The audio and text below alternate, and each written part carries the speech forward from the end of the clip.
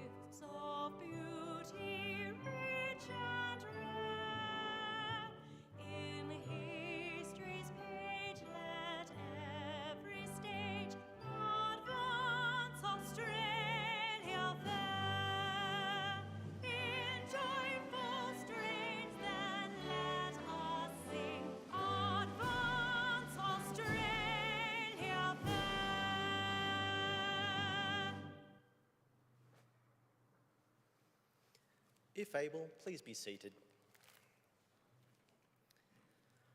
The Australian War Memorial was the vision of Charles Bean, Australia's First World War official historian. Bean landed with the Australian troops on Gallipoli and stayed with them at the front through to the end of the war. The idea of this national memorial and museum came to him at Pozières, France, in the depths of the bloody fighting of 1916. Bean's idea was that this would be a place where families and friends could mourn their loved ones buried in faraway places. It would also be a place that could help all Australians understand what these men and women had endured and what they had done for us. Bean's vision, to which we remain true, is best expressed as inscribed in the entrance to the memorial's galleries. Here is their spirit, in the heart of the land they loved.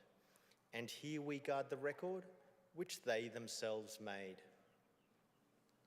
Tonight, we'll read the story behind just one of those on the Roll of Honour, which lists the names of more than 103,000 men and women who have given their lives for us in war and on operations for more than a century. But first, we present a lament, Flowers of the Forest. Wreaths or floral tributes will now be laid at the base of the pool of reflection.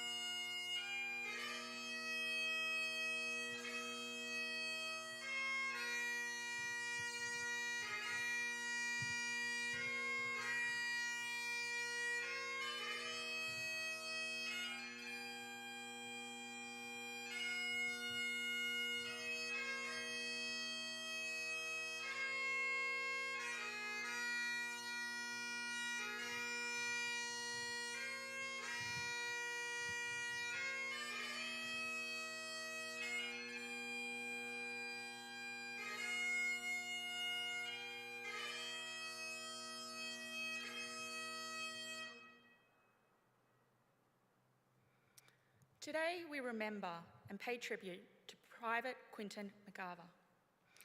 Quinton McGarva was born on the 14th of July, 1895 in Kirkoswald, Scotland. He was one of 7 children born to Quinton McGarva Sr. and his wife Jane. Quinton received his education in Scotland before moving to Australia with his family in 1911, when he was 16 years old. The McGarvas settled in Marmar Creek, near the town of Grantham in Queensland, where Quinton worked as a grocer and volunteered as a member of the local militia. At the outbreak of the First World War in 1914, he was working as a hawker.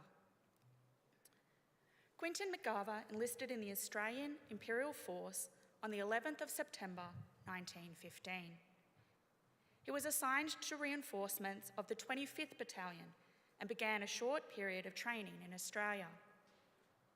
He embarked for active service on the 30th of December 1915 from Brisbane on board the troop ship Itonis.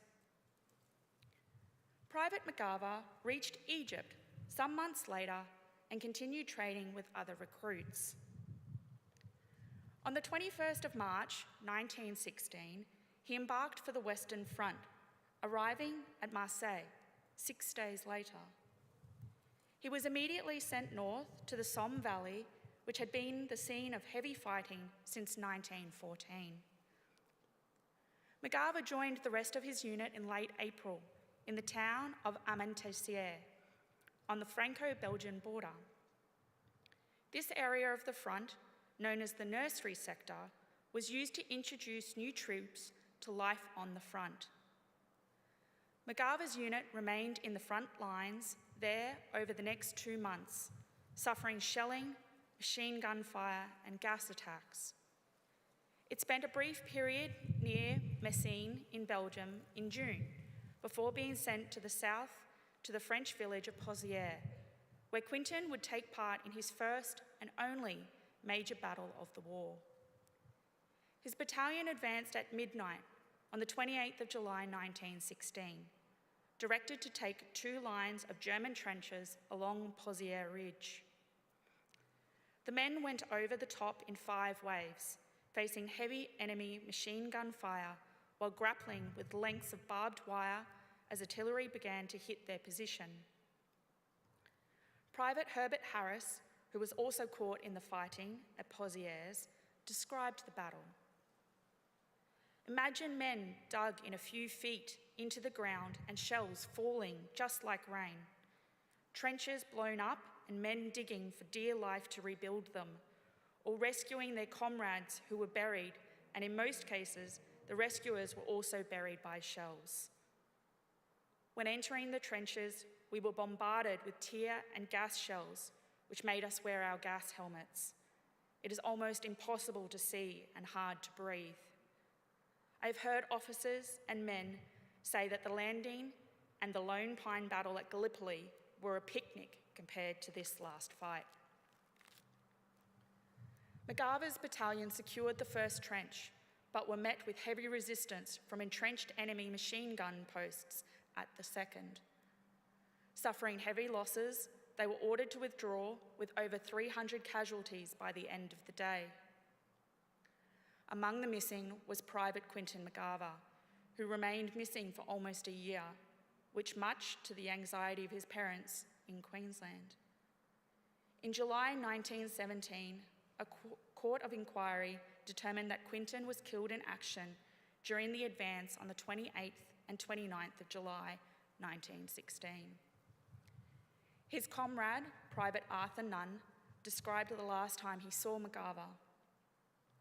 He was shot through the head during the engagement at Pozières on July 29th. The charge was made that morning at dawn. We advanced from a tram line, but the German machine gun fire was too heavy and we could not go on. McGarva's body was never recovered from the battlefield. Today he is commemorated on the Australian Memorial at Villers-Bretonneux, among more than 10,000 other Australians with no known grave. Private Quinton McGarva was 21 years old. His name is listed on the Roll of Honour on my right, among almost 62,000 Australians who died while serving in the First World War. His photograph is displayed today by the Pool of Reflection. This is but one of the many stories of service and sacrifice told here at the Australian War Memorial. We now remember Private Quinton McGarva, who gave his life for us, for our freedoms, and the hope of a better world.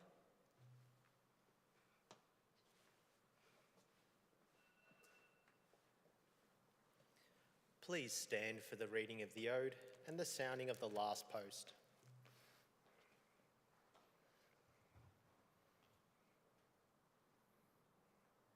They shall not grow old, as we that are left grow old.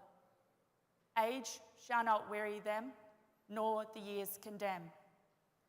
At the going down of the sun and in the morning, we will remember them. We will remember them.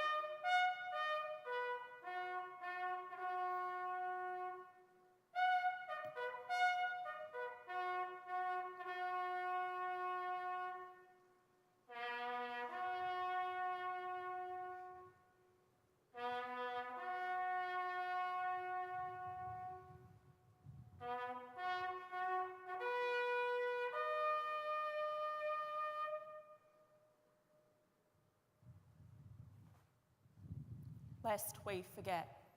Lest we forget.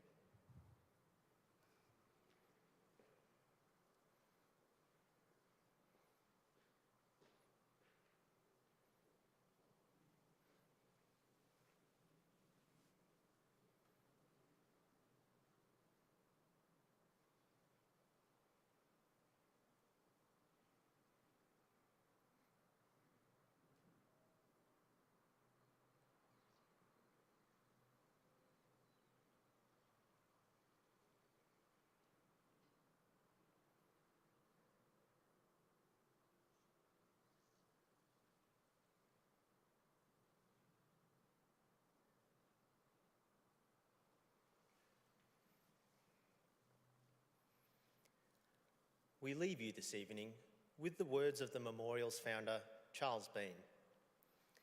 Many a man lying out there at Pozières or in the low scrub at Gallipoli, with his poor, tired senses barely working through the fever of his brain, has thought in his last moments, well, it's over. But in Australia, they will be proud of this.